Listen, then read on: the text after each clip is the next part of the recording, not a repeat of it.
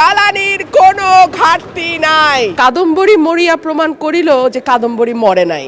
কিন্তু মাননীয় স্পিকার, যখন তেল নিতে যায় তখন দেখা যায় 3 কিলোমিটার লম্বা লাইন। মাননীয় স্পিকার, কাদম্বরী মরিয়া প্রমাণ করিল যে কাদম্বরী মরে নাই।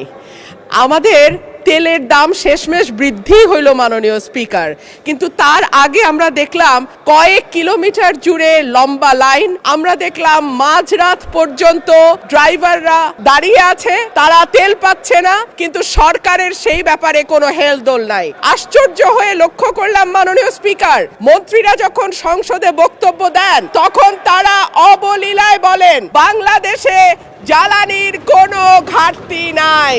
কিন্তু মাননীয় স্পিকার, যখন তেল নিতে যায় তখন দেখা যায় 3 কিলোমিটার লম্বা লাইন। মাননীয় স্পিকার, সরকার সম্ভবত কিছু পদক্ষেপ গ্রহণ করবার ঘোষণা দিয়েছে। তার একটা হচ্ছে মার্কেট প্লেস 7টা বাজে বন্ধ করে দেয়া।